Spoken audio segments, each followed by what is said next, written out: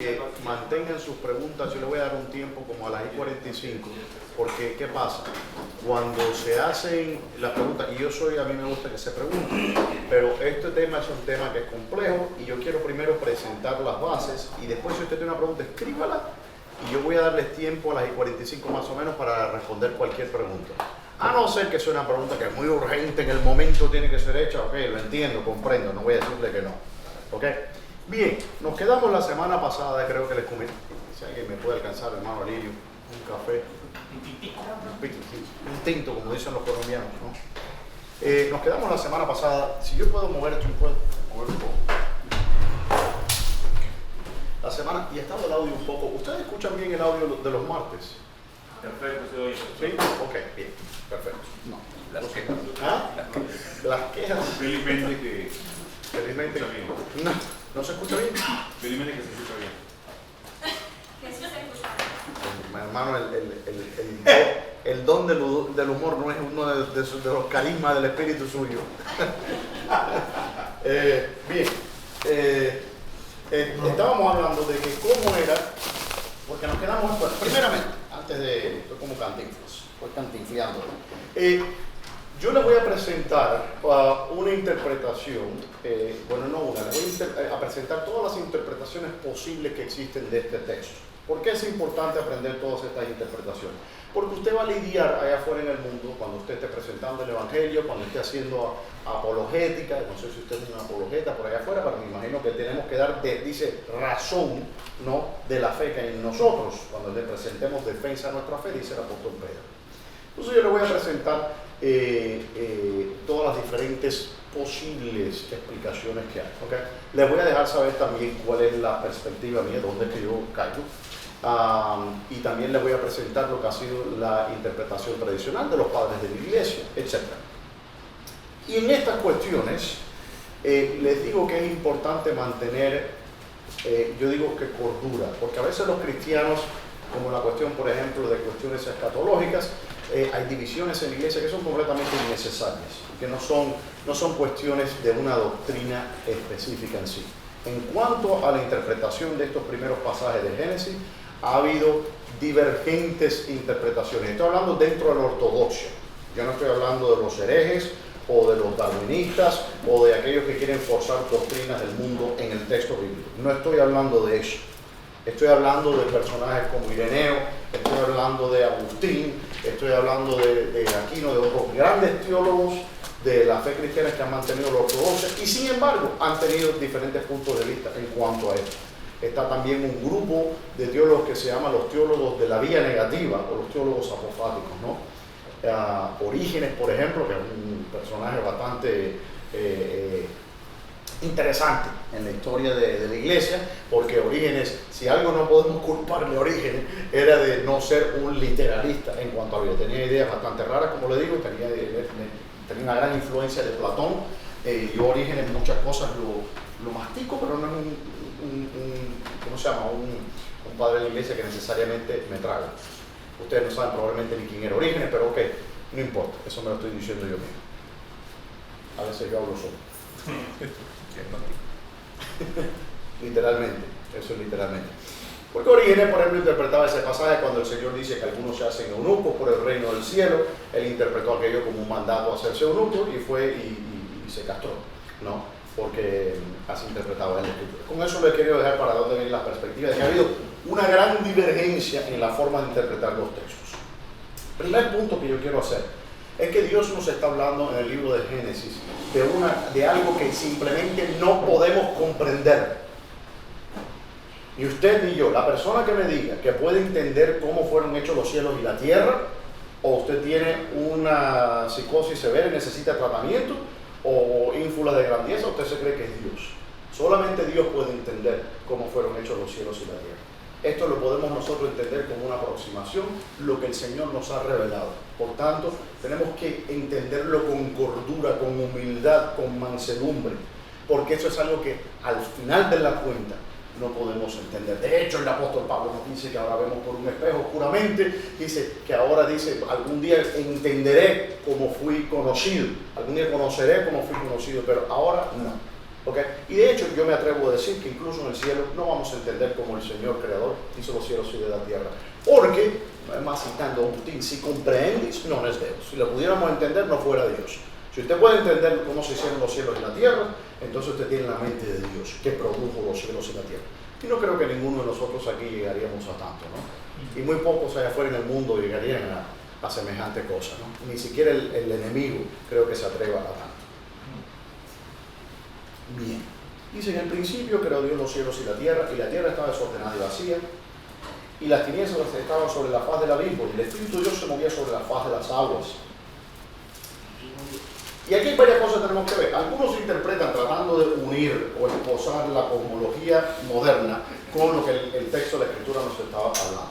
Como si este texto hubiese sido escrito para los científicos modernos. La ciencia siempre está cambiando. Yo no pongo mi fe en la ciencia. ¿Okay? La ciencia, lo que es un paradigma científico hoy, lo que fue el paradigma científico con Newton, cambió y se tornó con el paradigma científico de Einstein. ¿Okay? Ahora estamos recibiendo imágenes, los que siguen ese tipo de cosas, del telescopio Webb, están mandando imágenes que contradicen el modelo cosmológico que teníamos hasta ahora. Estamos viendo que se están rascando la cabeza y están viendo galaxias donde no deberían de existir galaxias si el universo fuera 13.7 billones de años. Okay. No es el tema que estamos hablando. Pero el punto que les quiero decir con eso es porque algunos interpretan y dicen en el principio, y dicen principio, hay tres fundamentos, hay tres principios físicos, por decir así, ¿no? Físicos, que son el tiempo, el espacio, ¿no? ¿Qué más? Materia. ¿Qué? La materia. Materia, ¿y qué más? Nos queda uno. Uno busca lleno de esperanza. No, ¿cuál es? Nos queda uno. ¿Ah? ¿Dónde están los físicos en nuestra congregación? El espacio. No, la velocidad. Energía. Está cerca. Ah, ahí está, finalmente. Energía. Okay. Estas tres cosas. Cuatro. Les cuento una historia. Hace años yo estaba con una ¿cómo se llama? Coach, ¿cómo se dice coach? Una entrenadora de la voz, que iba a cantar una ópera y uno siempre tiene en la ópera un coach que le ayuda a cantar. Y digo, era algo, tenía que cantar algo en inglés. Es que a mí por eso me gusta el español, nada más que tenemos, le dije, 4 vocales. Por eso es mucho más fácil en el español cantar que en inglés, que hay tantas vocales. En español solamente tenemos A, E, I, O, bueno, y U también, entonces serían 5 vocales, ¿no? Pero esa fue la gracia, que le dije que deben 4 vocales. 4 cosas hay en la vida: tiempo, espacio, materia y energía. Ok. Porque se acuerden de esa canción. 3 cosas. Yo sé, por eso decía. 4 cosas. Esto encierra todo lo que existe. ¿Cierto? Todo lo que existe en el universo es tiempo, espacio, materia o energía. ¿Están de acuerdo todos con esto? Los científicos dirían que existe la materia o la energía oscura, no voy a entrar en esos detalles. Todo lo que existe es esto. Todo lo que vemos, lo que podemos percibir. Claro. Que es 25% del universo, aproximadamente 75% de energía, materia negra y energía negra. Pero no vamos a entrar en esos detalles. Algunos quieren interpretar cuando dice en el principio, tiempo. Creó Dios los cielos y la tierra. Y dijo Dios sea la luz. Y ahí tienen las 4 cosas que fueron creadas. ¿Cuántos han escuchado esta interpretación? You've heard it, right? ¿Ah? ¿De qué dijiste? You. Ah, de mí. Ah, ok, pero ¿cuántos han escuchado fuera de esta iglesia? ¿Nunca han leído esa interpretación? Muchos cristianos usan esa interpretación, lo ven como evidencia que en el principio ya Dios había establecido todas las cosas. Yo le digo que nada puede estar más errado que eso. ¿Por qué? Porque cuando nos dice que en el principio creó Dios los cielos y la tierra, está dándonos primeramente como una introducción a lo que va a hablar. Dios no nos dice cómo creó los cielos, ni cuál es la naturaleza de esos cielos. Dios no entró en esos detalles. Dios no nos dijo cómo creó la materia. Dios no nos dijo cómo ex nihilo, de la nada, Él creó un universo. Entonces, el texto que nos ha sido revelado en la Escritura no es el texto de la creación de las cosas en sí. Nos está hablando el texto de la creación de este planeta donde vivimos nosotros, de ese mundo donde Dios iba a poner a un ser especialmente creado para interactuar con él dentro del contexto histórico. Entonces, cualquier intento de imponer un dogma o un paradigma científico sobre el texto es un abuso del texto. ¿Qué dice la Escritura? Yo siempre digo, ¿qué dice la Escritura? Y ahí me encasquillo yo. Dice, en el principio creó Dios los cielos y la tierra, punto. Cuando nos habla de la luz, dijo Dios fuera luz, pero Dios no dijo sea el cielo, Dios no dijo sea la tierra. Entonces estamos viendo que entre el versículo 1 y el resto que sigue hay una división. Y no es la división como les expliqué la semana pasada, que muchos interpretan que hubo un cataclisma, qué sé yo, y algo ocurrió. No, no es eso. Es que la estructura misma de la gramática es diferente. ¿Por qué? Porque aquí no se está hablando a modo de introducción. En el principio creó Dios los cielos y la tierra. Y ahora va a entrarnos en los detalles. Dice, y la tierra estaba desordenada y vacía. Ahora dice, bueno, pero ¿por qué comienza con la conjunción de y? Bueno, porque eso es lo que se llama el verbo conversivo en hebreo. Y es una forma de comenzar una oración, ¿no? Lo vemos también en el latín. En el latín muchas veces empieza et, ¿no? Que significa y. Y eso es muy común de las lenguas antiguas, que comenzaban con una preposición, por decir, no sé si es una preposición o y. Es una no es conjunción, porque ahí no funciona como conjunción, ¿no? Es esta señal aquí, ¿ok? Entonces, por ejemplo, no tengo cosas de esto. Catch. Ahí está. Por ejemplo, si dice Bayomer o algo de eso, esta cosita aquí, este es I, ¿ok?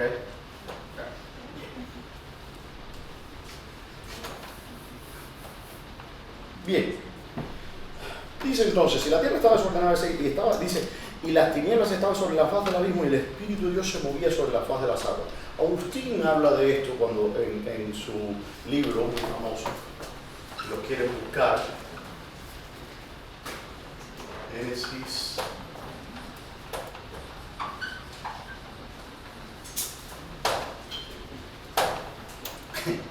Génesis artículo. El sentido literal de Génesis. ¿Okay? Es un tratado que él escribió precisamente hablando de esto. Entonces nos dice que la tierra estaba desordenada, pero el sentido que nos habla, la palabra hebrea, donde habla que dice que el Espíritu de Dios se movía sobre la faz del abismo, hay que tener un problema, porque aquí vemos algo interesante. ¿Cómo puede el Espíritu de Dios moverse? ¿Han pensado en eso? ¿Qué es movimiento? Bueno, Dios es energía, pues, ¿no? Dios no es energía.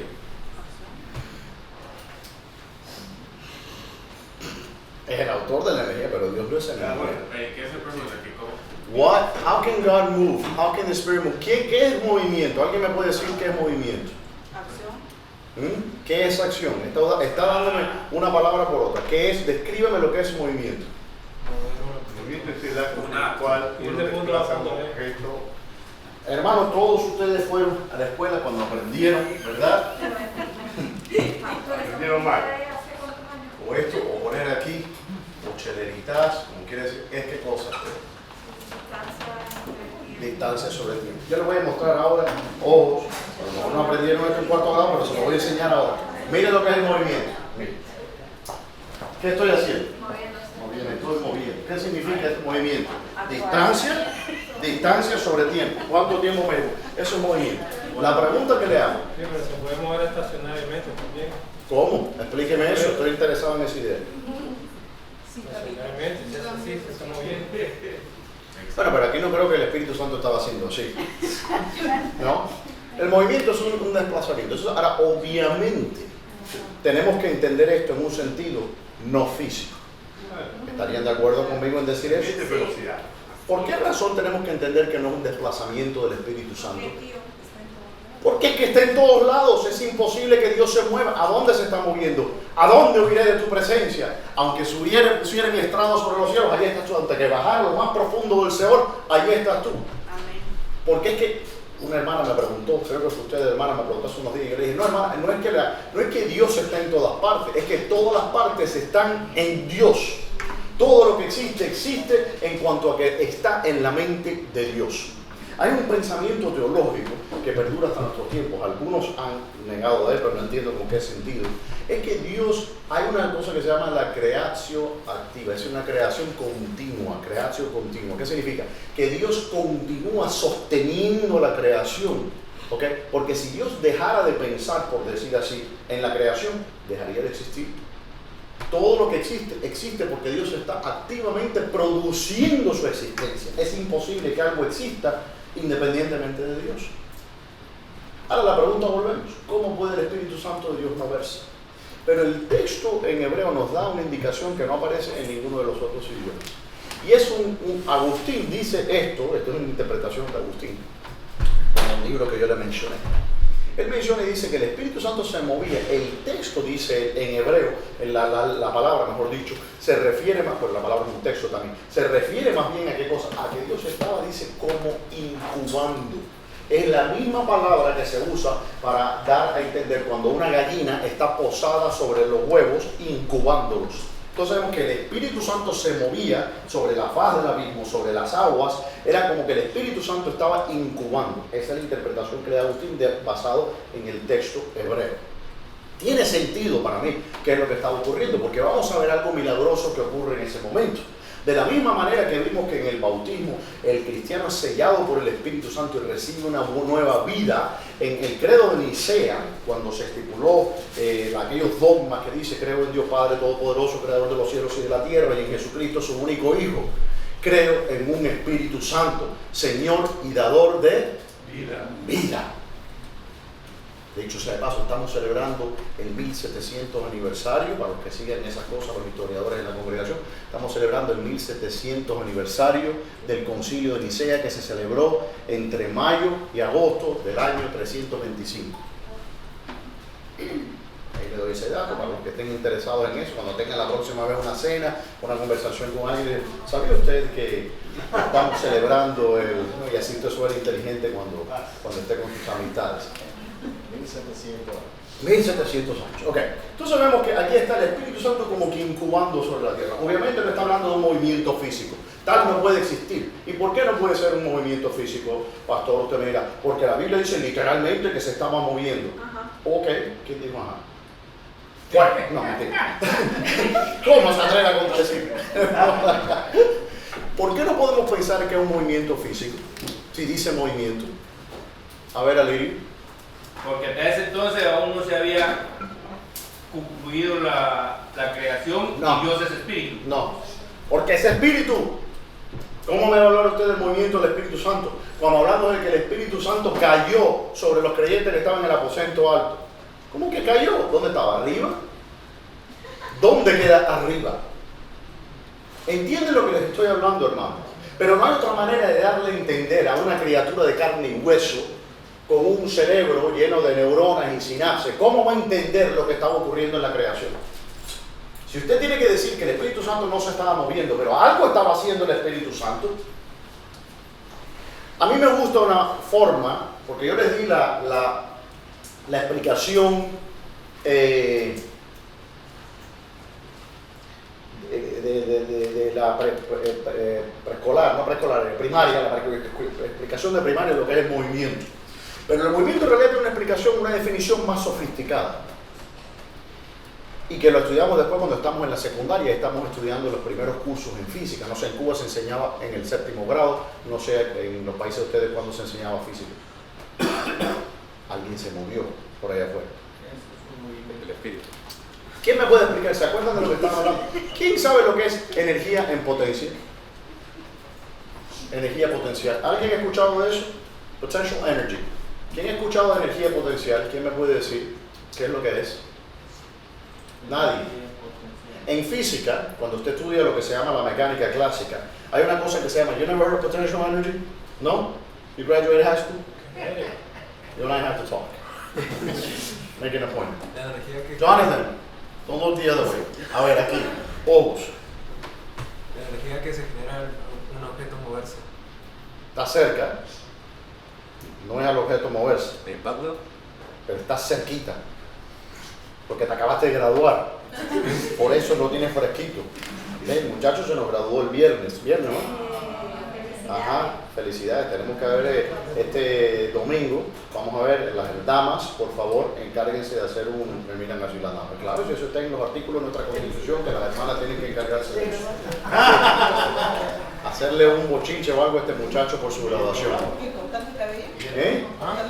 Y darle de puño también. Y después un cake, para que se sienta Bueno, mal. en nuestro país, ¿Eh? a los que ingresan a la universidad, Sí. los bautizamos pelando. Yo no tengo problema con eso. Usted traiga que yo con gusto. Amén. Todo ese tipo de cosas, vamos. Amén. Sí. La bola de billar no tiene energía. ¿Para qué? ¿Cómo? La bola El de hermano billar. sigue con la energía, pero volvemos al tema. Volvamos al tema, hermano, que usted, el hermano dice, no, yo estoy pensando en la bola. Sí, pero ¿qué es la energía En potencia. en potencial? Energía almacenada. Exactamente, la energía potencial es algo que existe, ¿ok? Y es la energía que tiene este borrador. Este borrador tiene una energía que se puede calcular. La energía potencial se convierte en energía ¿Cinética? cinética o en movimiento, si yo hago esto. Claro. ¿Cierto? ¿Qué fue lo que le permitió a ese borrador moverse? Bueno, la energía cinética, porque la energía potencial se convierte en energía cinética. Claro, esa energía cinética salió de algún lado. Se dice cinética, ¿cierto? Cinética. Ah, porque yo digo la cinética en griego. Cinética es movimiento. Cinética, sí, claro, energía cinética. Exactamente. Entonces, ¿qué es algo interesante? Aristóteles, que fue un gran pensador en la antigüedad, nos describió primeramente qué es lo que significa movimiento, porque hay varias formas de moverse. El pensamiento es un movimiento en la mente, pero no es un movimiento de trasladación. Siempre pensamos en movimiento como un movimiento de un punto A al punto B, pero hay un movimiento que ocurre en la mente cuando pensamos. Hay un movimiento que ocurre porque Aristóteles nos dijo que el movimiento o el cambio, ¿no? Es lo mismo, cambio o movimiento, es cuando algo pasa de potencia a acción. ¿Ve? Y esa es la distinción griega entre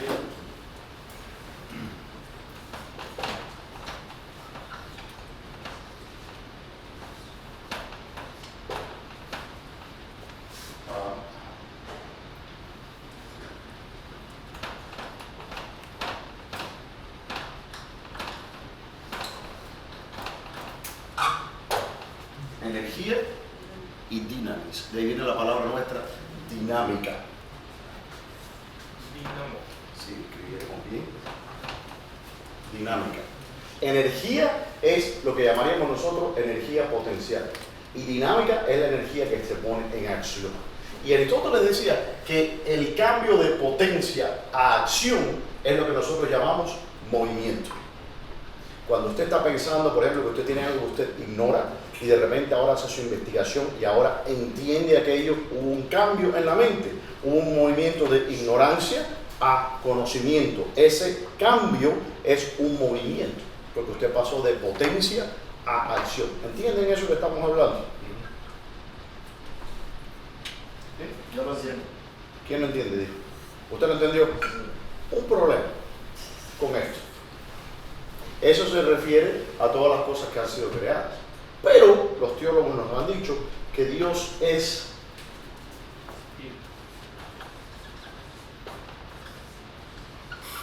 como la teoría y la práctica. actus purus. Esto no existe en Dios. Por eso yo le digo, hermano, que Dios no es energía. En Dios no hay pasividad, no hay potencia. Dios no cambia, Él es impasible. No hay que estar así y después está así. No hay que Dios comienza a hacer esto. ¿Entienden? Entonces, cuando hablamos del movimiento del Espíritu, nos estamos refiriendo dentro del contexto divino, porque Dios es un puro acto de su existencia. Para Dios, el ser, el pensar, el existir, son todos una misma cosa. ¿Amén? Amén. No lo entiendo, solo créalo, eso es lo que establece la teología cristiana. Le decimos amén y continuamos el movimiento. Y dijo Dios sea la luz. Y aquí vemos el primer y dijo Dios. Y aquí vemos la distinción entre lo que fue dicho antes, que en el principio creó Dios los cielos y la tierra. No sé qué habló de más de un cielo. Y ahora nos dice que y dijo Dios. Esta es la primera creación que Dios hace. ¿Y Dios hace qué cosa? La luz. ¿Qué es esta luz? Yo no lo sé. Agustín dice, cualquiera que sea esta luz, nosotros no lo sabemos.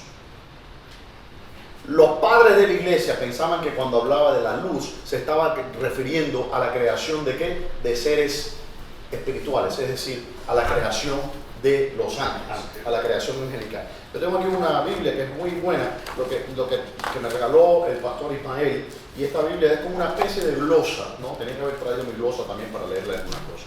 Pero una de las cosas que habla es que está anotada por los padres de la iglesia, los comentarios, en vez de ser Scofield el que está comentando, está comentada por ejemplo, Tertulio de Antioquía, Agustín de Hipona, Ambrosio de Milán, y todas estas grandes figuras de la cristiandad. Y en la parte donde nos habla precisamente de la luz, dice, cualquiera que sea la luz que se quiere decir en esta palabra, debemos creer que ha sido hecha y creada, y que no es una luz por la que brilla la misma sabiduría de Dios, que no es creada, sino engendrada por Él. Eso lo dice en el comentario de Génesis, como yo les comenté. Es decir, hay una luz que es la luz que Dios es. Esa no es esta luz, porque esto es una luz que es creada. Ahora, no nos da a entender, él dice si es, otras personas, no sé si leí otro comentario acá, no nos da a entender, aquí no lo dice, muy limitado y poco contenciosas esas anotaciones, porque me doy cuenta que no apuntaron ciertos puntos que dan justo en la clave, pero yo creo que querían hacerlo lo más asequible a la mayor diversidad de cristianos sin molestar a muchas personas. Bien, está bien, tienen que vender. Cortaron las aristas. Sí, cortaron las aristas, que allí es donde están los detalles. Entonces cuando habla de que esta luz que fue creada, dice, y dijo Dios sea la luz, y fue la luz. ¿Qué clase de luz es esta? Usted me dirá, bueno, la luz física que existe. Hay un problema con esto, porque la luz que nosotros conocemos, ¿de dónde viene? Antes de ser la luz eléctrica. Del sol, de las estrellas. Pero esto es en el primer día. Entonces aquí está hablando de una luz, de una creación que no es la luz que nosotros estamos acostumbrados a ver, no es la luz que ven los ojos humanos. Ahora te dirá, bueno, pastor, ¿por qué va a decir eso si literalmente dice que fue la luz? Y dice, sí, literalmente dice eso, pero tenemos que interpretar qué es lo que significa con cada cosa. Porque obviamente esta luz no es la luz que Dios es. En eso estamos de acuerdo todos, me imagino. ¿Por qué? Por el hecho que Dios dijo, sea la luz. Esta no es la luz de Juan. Esta no es la luz que dice Juan que alumbra a todo hombre venía a este mundo. Esta luz nunca dijo Dios, sea la luz. Esta luz es Dios, porque Dios es luz. Entonces, esta luz, aquí en este pasaje, es una luz creada. Amén. Amén. Hasta ahí estamos bien ahí, hermano. No hay discrepancia en eso. Es una luz creada. No puede ser la luz que Dios es, porque la luz es la que está creando esta otra luz, que es luz por analogía. Y nótese algo interesante. ¿Por qué comienza Dios con una creación que es luz? Precisamente porque Él es ¿qué cosa? Luz. Entonces vemos que Él comienza su creación con aquello que es más similar a su propia naturaleza, y es la luz. ¿Qué clase de luz es esta? Yo no lo sé. Algunos, como le digo, tratando de inyectar la cosmología moderna, y no estoy diciendo que estén errados en eso. Yo lo que vuelvo a repetir es, yo no sé. Y yo me quedo perplejo como muchas personas quieren defender esto a capa y espada. Y digo, hermano, usted simplemente no puede saber estas cosas.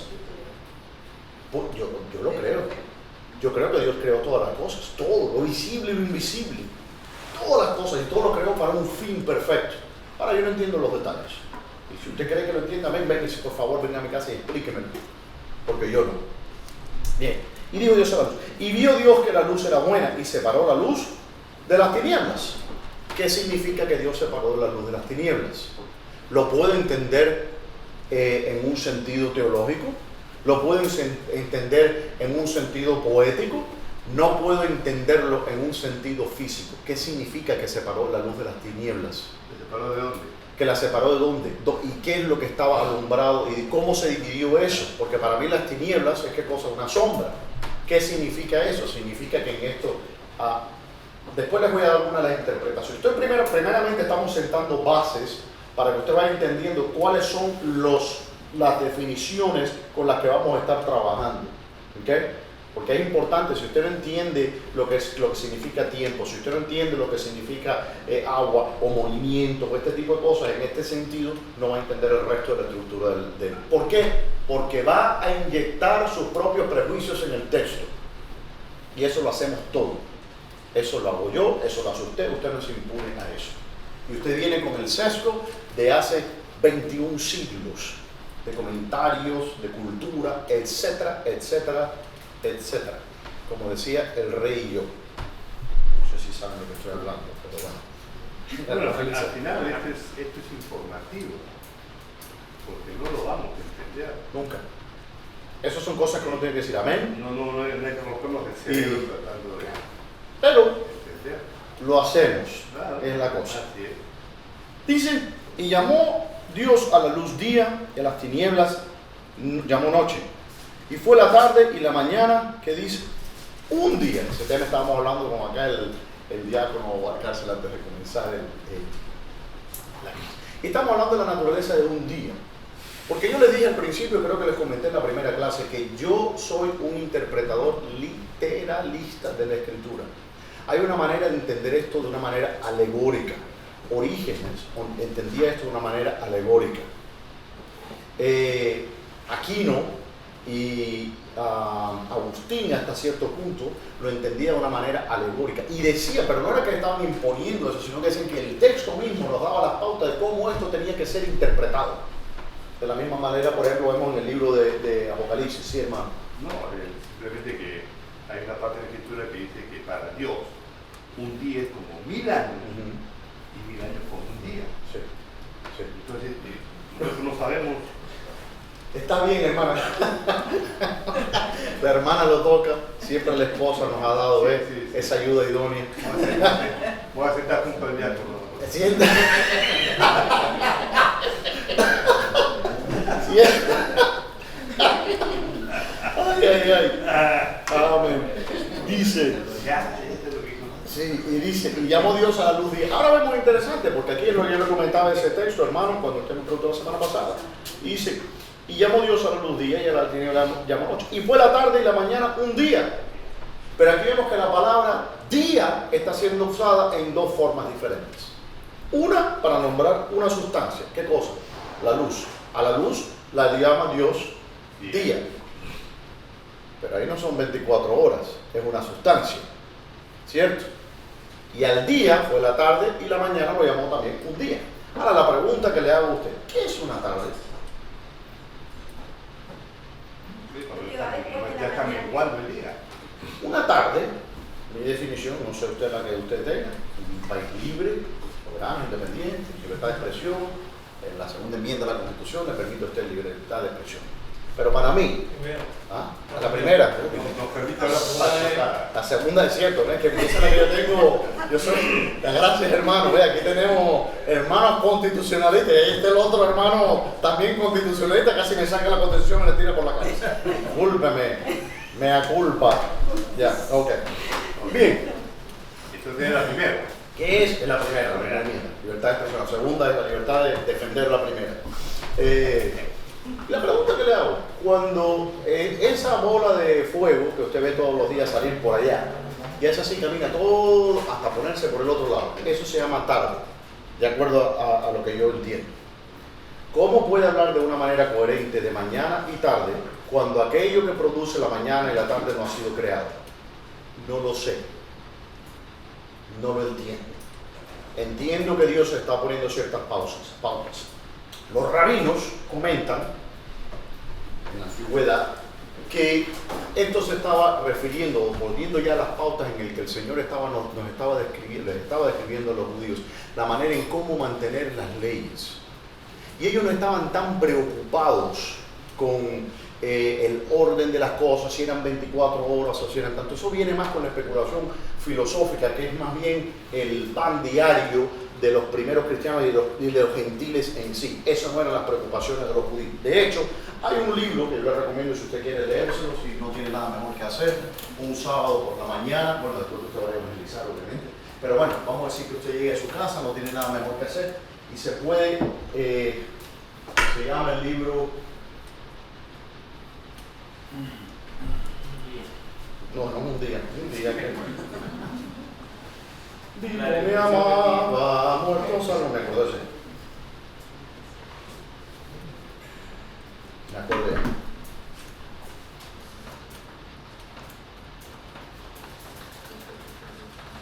Guía para los perplejos. Moisés Maimónides. Si quiere leer. El punto interesante de este libro es porque Moisés Maimónides, que era un teólogo, de hecho, este señor, después de Moisés, es la persona más reverenciada por los judíos. Y escribió, él era un filósofo de la Edad Media, del siglo XI, si no me equivoco. Y él escribió en ese libro que no importaba, que no era incoherente incluso de hablar si el universo había tenido un principio o si el universo había sido eterno. Fíjese que dice en la posición que él defiende, que no es la posición que yo defiendo, pero él dice que no era inconsistente hablar de un universo eterno teniendo una creación.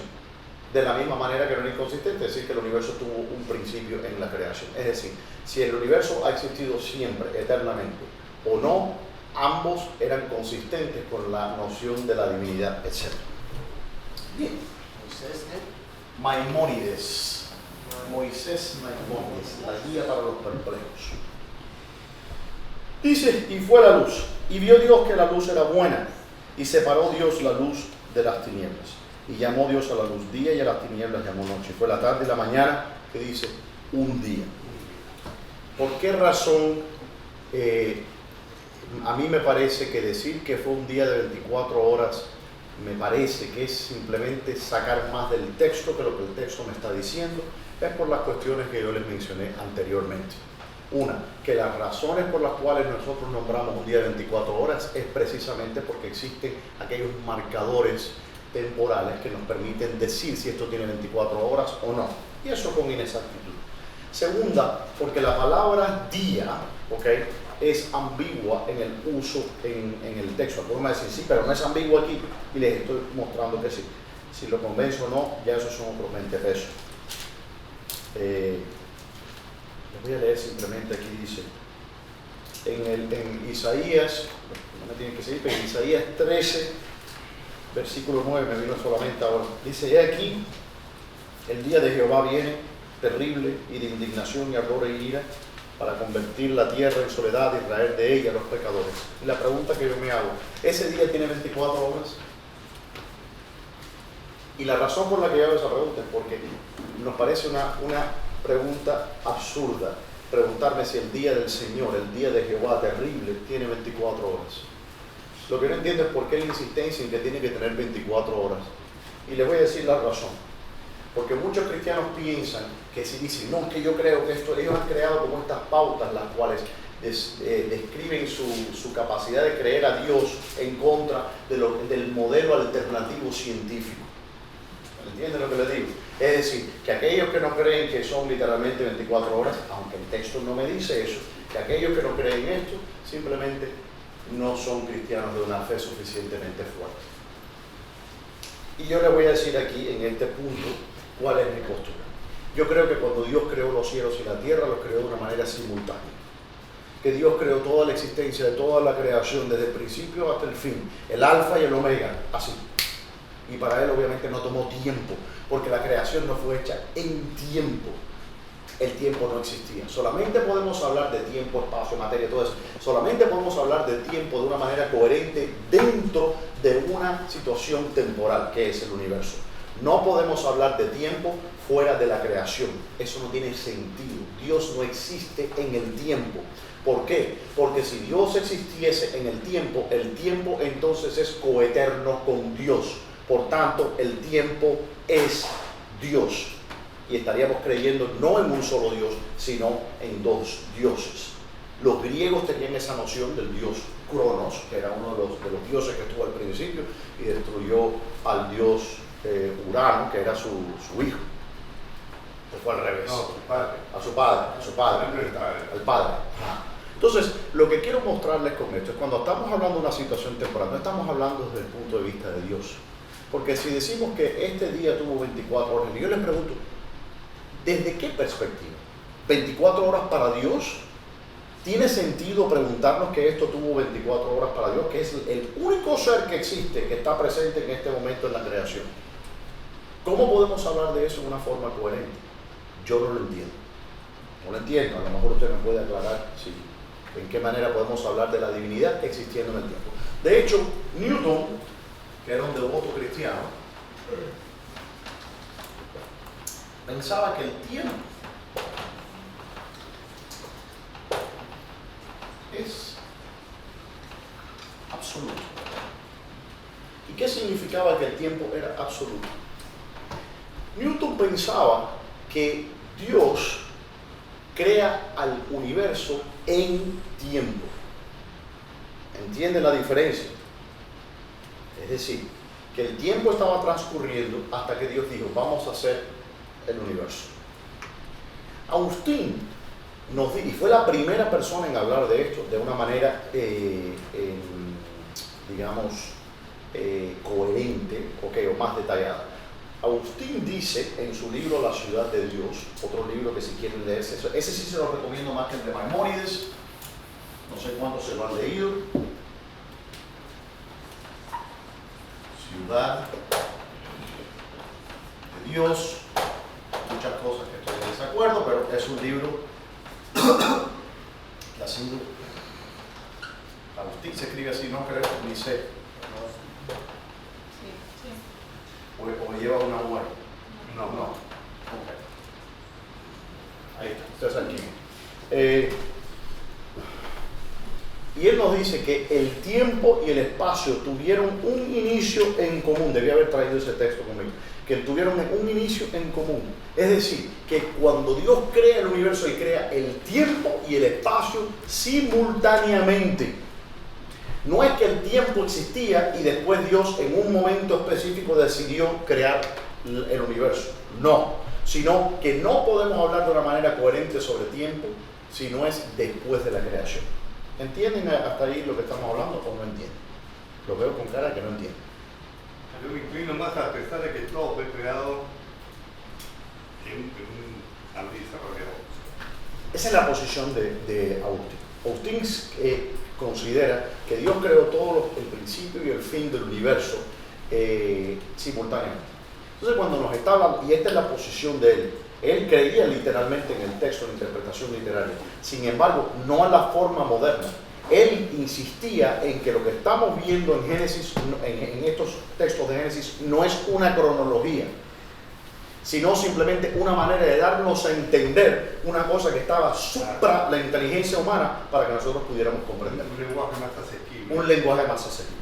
Aquino también creía esto, y estas personas no estaban obviamente impactadas o influidas por los darwinistas y eso, que no iban a existir hasta miles de años después. Como la venida del Señor va a ser como la de la noche.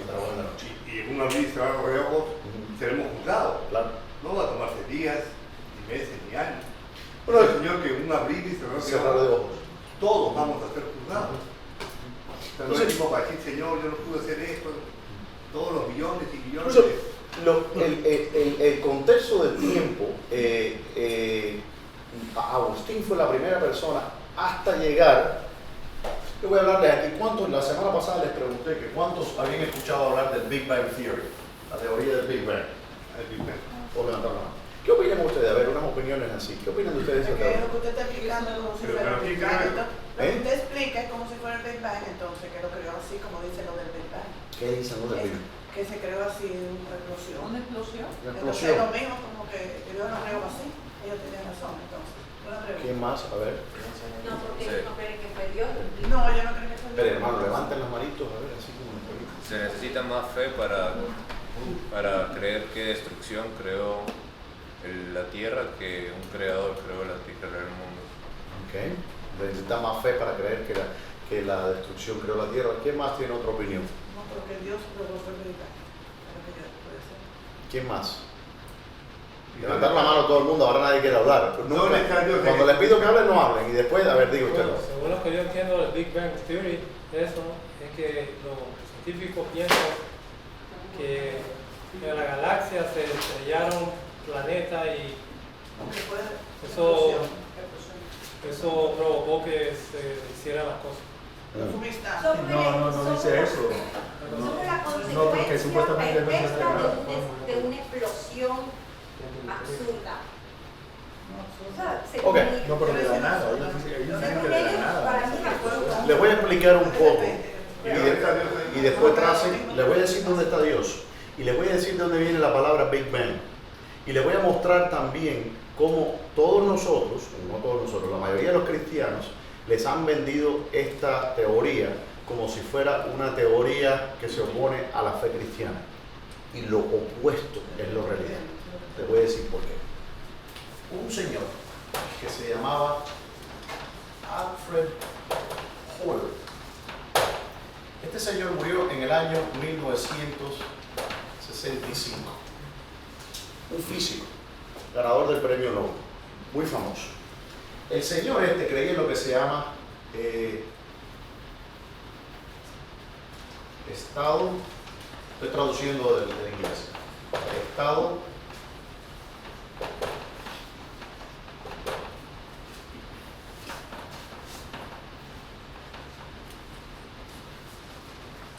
espérese un momento, que no puedo. Estoy entre español y hipótesis de. Bueno, ahí va. Hipótesis del estado estático. Okay. Esta hipótesis se sostuvo y la hipótesis en el mundo físico diseñaba lo siguiente: que el universo era infinito. El universo lo ocupaba todo. Que el universo había existido siempre. Que no había tenido un principio, ni había tenido, ni tendrá un fin, porque el universo es todo lo que existe. Esa teoría, este señor cuando murió, déjenme explicar de dónde viene la palabra.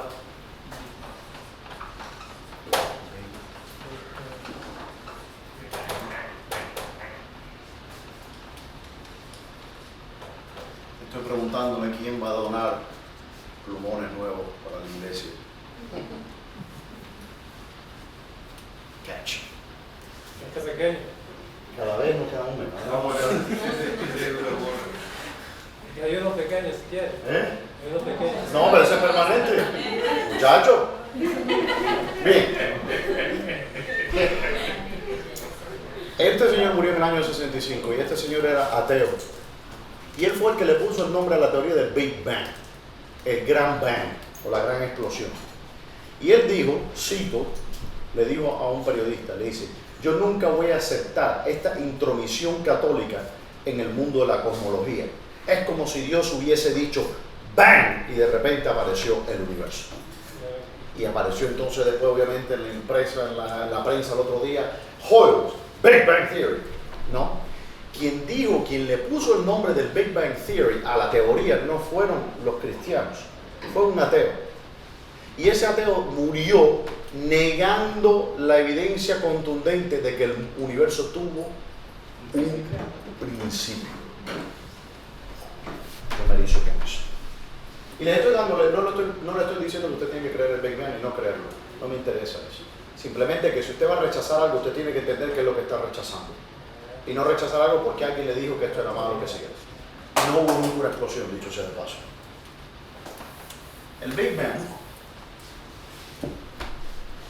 fue propuesto la primera vez cuando se encontró un físico con Einstein. La primera vez que cuando Einstein publica su relatividad especial en el año 1907, él publicó sus ecuaciones basadas en ese modelo del universo.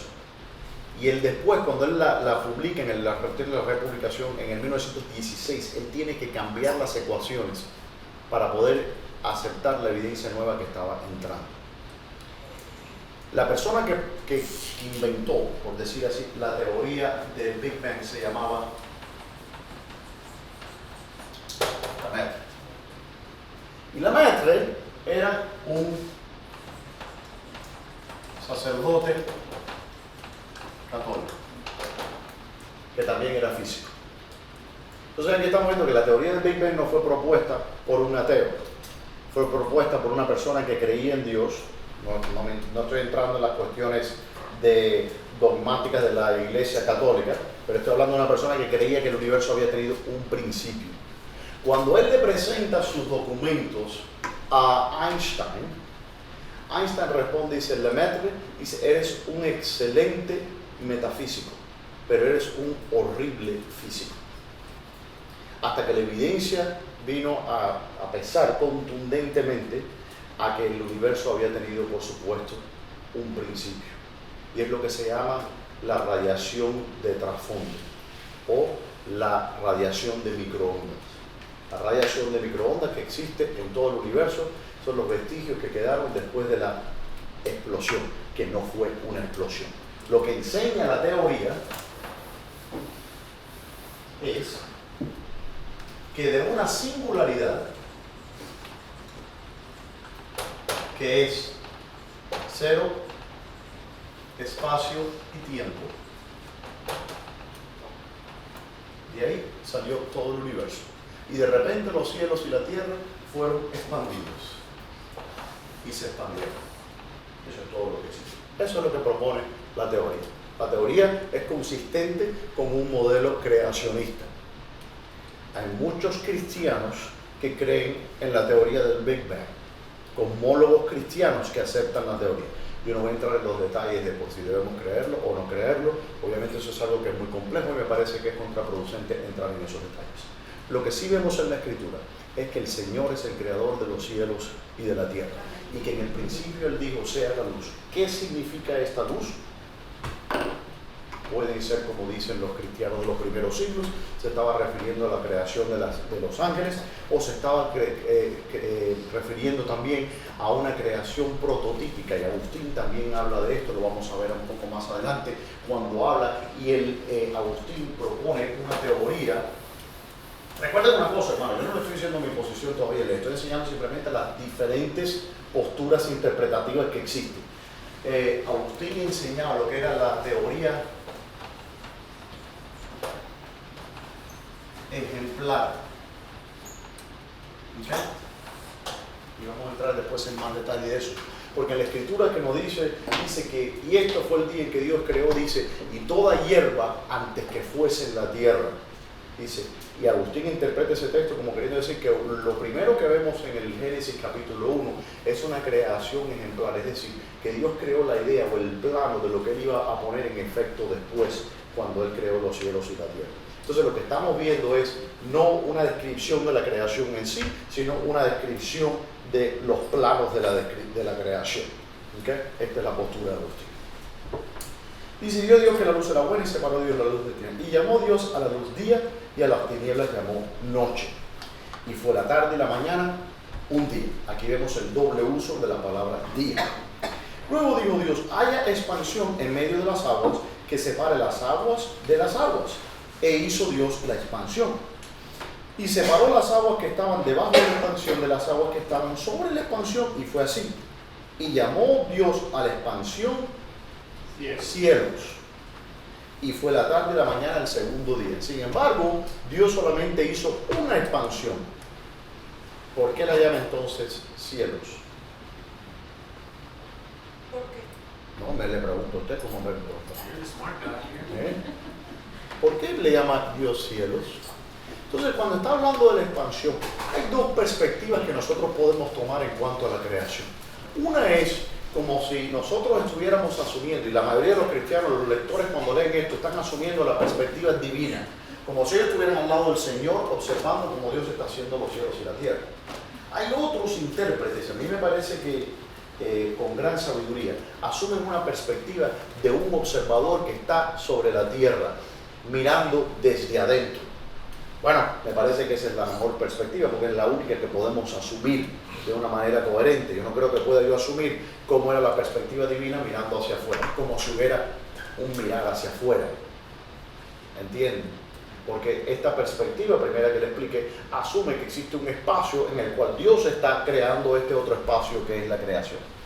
No cabe la cosa. Entonces yo creo que aquí lo que estamos viendo es una descripción de algo que un observador dentro de este sistema de cosas pudiera ver, si esa es una perspectiva que se puede asumir.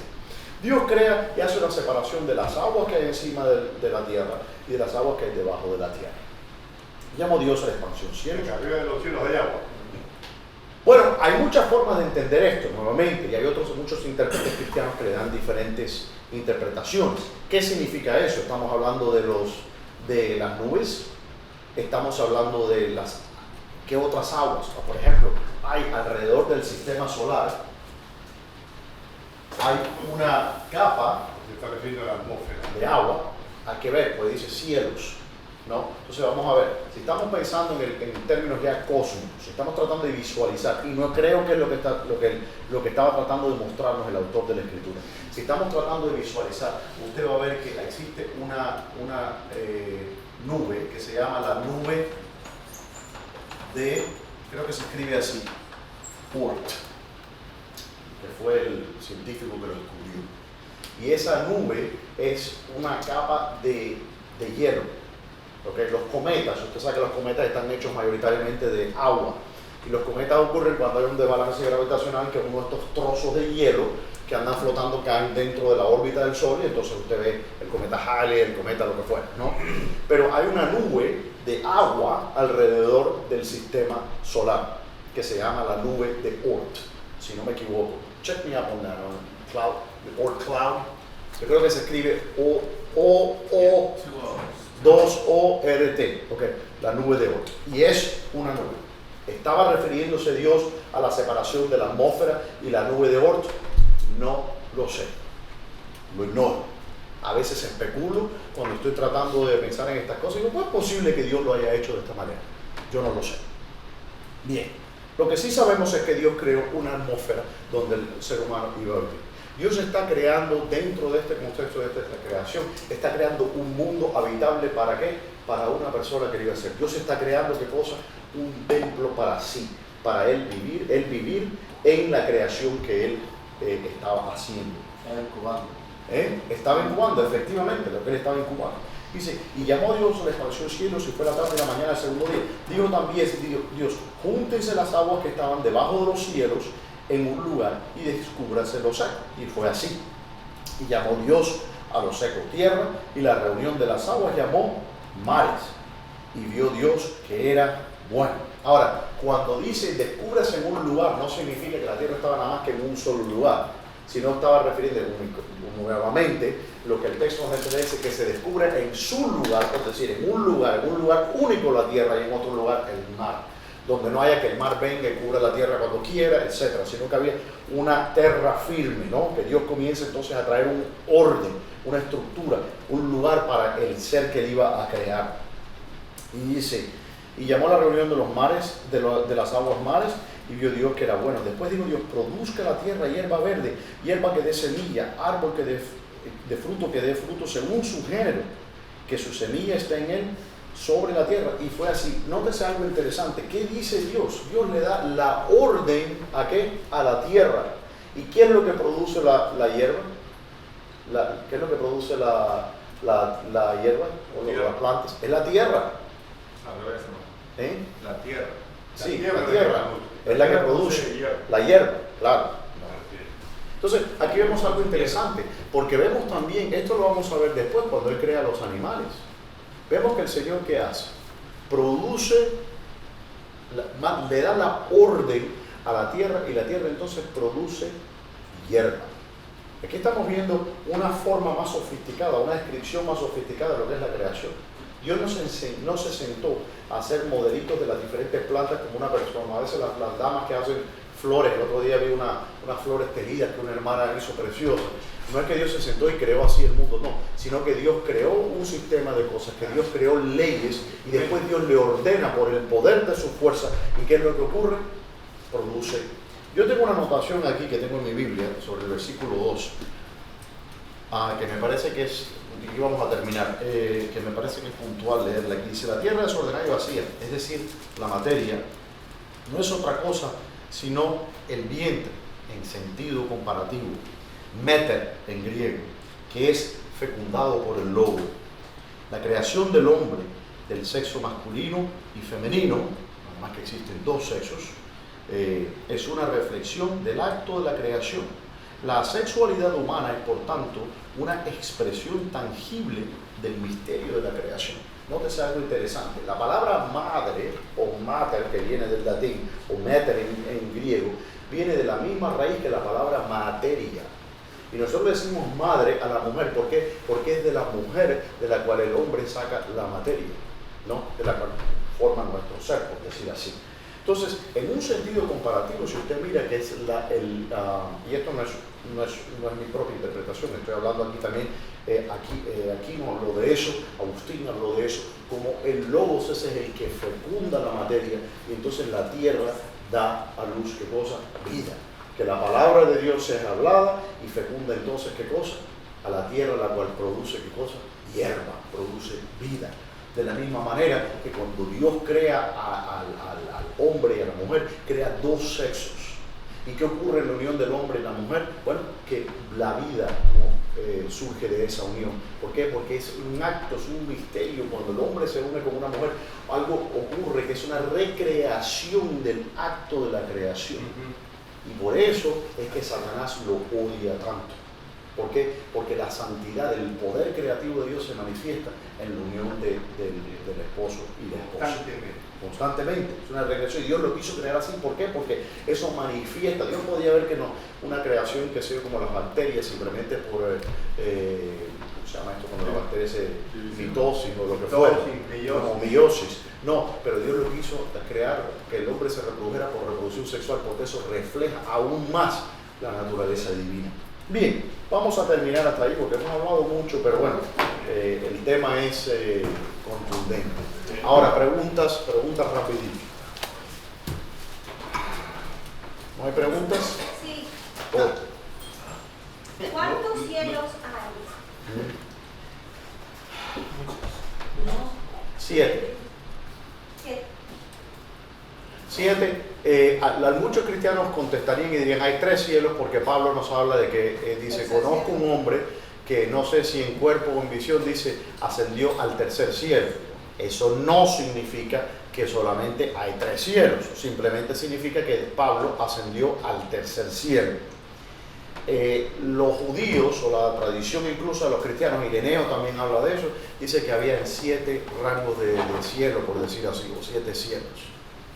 Entonces, 7 dimensiones. yo no dije dimensiones. La palabra dimensión, ¿qué pasa, hermano?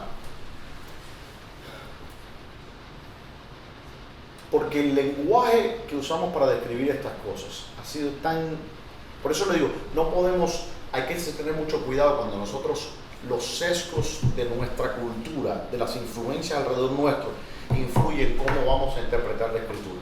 Entonces, yo no sé si ellos hubiesen usado la palabra dimensión, no sé si lo hubieran entendido de esa manera. Yo simplemente le puedo describir que son 7 cielos. ¿Qué significan esos 7 cielos? Pueden ser lo que se llama la jerarquía del ser, que son las 7, por decir así, las 7 gradas que ocupan los diferentes seres creados. Estamos hablando de serafines, querubines, etcétera, ¿no? Hasta que al final quedan los ángeles y los hombres que habitan este cielo, esta atmósfera, por decir así, ¿no? Que es donde está Satanás castigado, ha sido puesto como príncipe de la potestad del aire. Es decir, él está sobre en claro. Él fue lanzado cuando el Señor Jesucristo dice: yo vi a Satanás caer del cielo como un rayo. Obviamente no, ¿de qué cielo cayó? Cayó a este cielo, porque él es el príncipe de la potestad, ¿qué cosa? Del aire, ¿no? De esta atmósfera, de este cielo donde estamos, de este plano terrenal, que es un castigo para él, porque siendo que él es un querubín, tenía un rango bastante elevado, ¿no? Entonces, él descendió a caer del cielo. ¿Cuál cielo? No lo sé. Los cristianos primitivos habían comentado, algunos comentaban de 7 cielos. Yo sé que existen libros pseudopigráficos judíos que también hablan de 7 cielos, como es el libro de Enoch, por ejemplo. También sé que hubo, por ejemplo, en el Corán, que es el libro sagrado de los, que de sagrado no tiene nada, de los musulmanes, esa abominación gnóstica, también menciona que hay 7 cielos, pero eso no lo inventó Mahoma de sí, sino que lo sacó de los escritos cristianos, de los teólogos cristianos contemporáneos que enseñaban que había 7 cielos. Entonces, esa es la respuesta. Ahora, mi respuesta personal es, yo no sé. Yo sí sé que por lo menos hay 3. Habla del cielo, ¿no? Hay más de 3. Dice cielos. Bueno, no, yo no dije eso. Yo dije que yo sé, fehacientemente sé que hay 3. Mínimo, por Pablo. Si hay más, no lo sé. Supongo que sí, es decir, Pero el sí. cielo. ¿En alguna parte de la Biblia menciona el 7º cielo? No, No menciona. no. Pero los teólogos cristianos y los judíos incluso hablaban de 7 cielos. Ahí lo dejo. ¿Qué le pasa a qué? Recuerda una cosa, había una tradición oral, ¿ok?, que existe incluso hasta en nuestros tiempos, que enseñaban ciertas cosas o ciertas expansiones, ¿no? Hay maneras que, por ejemplo, yo creo, lo que yo asumo, no sé, pero lo que yo creo que ocurre es que estaban hablando de cielos como los diferentes niveles de existencia, por decir así. Que usted empezaba con los serafines, los querubines, es decir, todo esto ocupaba una jerarquía celestial, por decir así. Algunos serán agrupados dentro de un mismo cielo, como son los ángeles y arcángeles, etc., ¿no? Y creo que de ahí es de donde viene eso, que existen 7 cielos. ¿Por qué? Porque hay estas divisiones de seres celestiales, por decir así. Perdón, solo me acomodé. Ok. No, pero sí tengo una pregunta. Ajá. En el capítulo que habla de que Dios separó las aguas de las aguas y todo eso, he oído comentarios que antiguamente la tierra tenía una capa de agua. ¿Es eso bíblico o es simplemente...? Bueno, dice, claro que es bíblico porque lo dice, la dice el Señor. Es decir, ¿cuáles son los detalles de todo esto? No sabemos. Ahora, algunos autores, intérpretes bíblicos, sí, ellos asumen nuevamente la perspectiva de una persona que está observando de la tierra. Entonces, si aquí tiene, por ejemplo, aquí tiene la tierra, aquí están las aguas, ¿no? Entonces, esto está lleno de nubes aquí, ¿ves? Todas las nubes están por aquí así. Entonces, es todo tinieblas, no hay luz. La luz no puede entrar aquí. ¿Por qué? Porque se refleja. Asumo yo, no sé. ¿Ve cuánto estamos asumiendo en el texto? Yo no sé. Pero algunos intérpretes lo entienden de esta manera. Que un observador aquí en la superficie del mar está mirando todo esto, que hay tinieblas. De repente el Señor dice, descúbrase lo seco, ¿no? Y entonces el Señor hizo así y sacó aquí de las profundidades del mar, sacó las primeras tierras, ¿ok? Y entonces todo el mar seguía por acá, ¿ok? Bueno, es un teorema. Entonces después el Señor dijo, hágase la expansión. Entonces dicen que en ese momento, entonces lo que hizo fue que creó un espacio entre estas nubes que estaban aquí arriba, ¿no? Y entonces ahora tenemos este espacio aquí, ¿no?, que se llama cielos. Entonces estos hermanos enseñan, ¿cómo se llama?, que esto permitió, esto es lo que enseñan algunos, repito, esto permitió que alguna luz, ¿no?, de la que no era reflejada, permitió que un poco de luz entrara y tocase la superficie. Y entonces, ahora, después de que eso ocurre, puede existir ¿qué cosa? Fotosíntesis. Por tanto, pueden salir arbolitos. ¿Ve? Algunos interpretan de esa manera. Entonces, lo que ellos enseñan es esta interpretación. Por eso yo les estoy dando todos los diferentes esquemas que existen. Estos hermanos enseñan que cuando el Señor dice, creó Dios y puso Dios el sol y la lumbrera, no es que las puso en ese momento, sino que ya existían solo que un observador desde el punto de vista de la Tierra no las podía ver porque había una densa capa de nubes. Sin embargo, no era lo suficientemente densa como para que no entrara la luz. Claro. Porque usted ve el sol aún en un día nublado, ¿no? O por lo menos ve una dirección de que algo ahí arriba hay. Bueno, Vale, es una suposición. claro. Entonces ellos dicen que cuando el Señor creó en el cuarto día los cielos y la luz, digo, el sol y la luna, es simplemente que Él despejó, que en realidad no fue una creación, sino un despejamiento del cielo. ¿Ves? Y entonces ahora podemos ver al sol en el cuarto día. Yo no acepto esa interpretación, me parece infantil, pero algunos hermanos la consideran como una interpretación válida. Yo interpreto el capítulo completo del libro 1 de Génesis como algo que el Señor me está mostrando el proceso creativo, sin darme detalles, porque no me da detalles. El punto de Dios no es satisfacer mi curiosidad científica, sino de darme a entender que hubo un proceso, de que hubo un orden, de que hubo una estructura, porque Dios es un Dios de orden. Yo comienzo a interpretar, no debo decir todo el capítulo 1, porque yo comienzo ya cuando el Señor crea las grandes lumbreras, ahí es donde yo comienzo, y no es de hecho hasta que Él crea al hombre, donde yo comienzo a marcar lo que se llama el periodo histórico. Antes de la creación de Adán, yo no creo que tiene ningún sentido hablar en una cronología coherente en ninguna forma. Usted puede estar en discrepancia conmigo, perfecto, seguimos tan amigos como siempre. Pero hasta que el hombre no existe, no podemos hablar ni de tiempo ni de cronología, porque no existe un hombre que cuente tiempo ni cronología. Aunque si existe un reloj, una pregunta filosófica. Es que no hay un lenguaje para explicarnos esto y el Señor nos explica de esta manera. Sí, se lo explica, pero ya que estamos, ya fuimos creados. Claro, un lenguaje filtrado, Sí, un lenguaje destilado. No, es Porque como papilla. si yo le pregunto, si hay una persona, esto es una pregunta filosófica, si un árbol se cae en el bosque y no hay nadie que lo escuche, ¿hace un ruido? Sí. No. ¿Cómo puede asegurar No hay quien lo escuche. ¿Quién lo escuchó? ¿Quién da fe del ruido? No hay ruido. ¿Sabe por qué? Porque el ruido no existe sino un sujeto. Ahora, cuando el árbol se cae en el bosque, eso causa, ¿no? El árbol se cae, eso causa vibraciones en el aire, ¿no? Alrededor, pero no hace ruido, porque el ruido es la interpretación del cerebro humano de esas vibraciones que ocurrieron en él. Entonces no hay ningún ruido, porque no hay nadie que lo escuche. Solamente puede hacer ruido si hubo un agente que podía escucharlo. Entonces el punto, no podemos hablar de una manera coherente de tiempo si no existe un ser temporal, y ese no es Dios. Dicho sea de paso, Dios no es un ser temporal.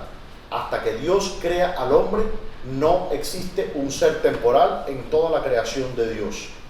Después de que Dios crea a Adán, podemos hablar entonces de cuestiones temporales. Y ahí es donde comienza cuando Dios crea a Adán y se vivió Adán 930 años. ¿Ves? Y ahí entonces comienza el Señor. Es la primera vez que el Señor nos empieza a dar una marca de tiempo, una cronología. Y Matusalén vivió 969 años. Ahí ya podemos hablar en una forma En coherente. nuestro lenguaje. No, ya ahí entramos cuando Dios crea a Adán. ¿Ok? Cuando Dios crea a Adán. Y el hecho, cuando Dios le hace el cuerpo a Adán, hasta que Él nos sopla el aliento de vida en Adán, que lo estoy siendo más específico, hasta ese punto no podemos hablar de una manera coherente de tiempo, de 24 horas, ni de 15, ni de nada. Una vez que existe un ser temporal, un ser histórico en la creación que es Adán, ahí entonces es donde comienza la parte histórica de Génesis. Ahí es donde estamos viendo las genealogías de Génesis. Ahí es donde como el primer hombre, el primer Adán, entonces es que vemos cómo se desarrolla todo este problema de la dinámica. Y es porque, por ejemplo, ahora, cuando usted me dice, cuando Adán y Eva pecaron, eso fue un día de 24 horas, eso ocurrió, eso es un hecho histórico. Cuando Adán fue expulsado del jardín del Edén, eso no es un hecho mitológico, eso es un hecho histórico. Cuando Adán engendró a todo lo que ocurre después de eso es histórico. ¿Ok? Antes de eso, yo no estoy diciendo que no sea historia, simplemente le digo que no había un historiador presente para observar. ¿Me entiende lo que le quiero decir? Así que en ese punto, si usted estima que eso fue 24 horas, yo no me voy a pelear con usted. No lo veo así. O usted me dice que fueron 1000 años. tampoco lo veo de esa manera, es decir, ni de un punto ni del otro, porque simplemente no veo que Dios nos ha revelado lo suficiente en el texto para interpretarlo de esta manera. Lo único que me preocupa es que nosotros imputemos nuestros sesgos en el texto. Leamos lo que dice el texto literalmente. ¿Qué dice? Y ahí me quedo. Bien. Otra pregunta, vamos a orar. Padre Celestial, te damos gracias por este día. Te damos gracias por tu palabra, Señor. No es que tu palabra, Señor, sea compleja. Es que nosotros somos brutos, Señor. Es que nosotros vemos oscuramente, Señor. Y yo sé que algún día cuando estemos en gloria en presencia de nuestro Salvador, entonces miraremos y era así la cosa. Y yo sé que va a ser así. ¿Cuánto nos vamos a gozar y cuánto nos vamos a reír, Señor? Porque tú eres bueno. Pero te damos gracias de que tú nos has revelado, Señor, por lo menos en una forma que podamos entender a jura, Señor, pero podamos ver con cuánto amor tú hiciste las cosas, con cuánto amor tú creaste a la humanidad, Señor, y después la salvaste del pecado horrendo. Bendito sea tu nombre. En el nombre de Jesús. Amén. Amén. Amén.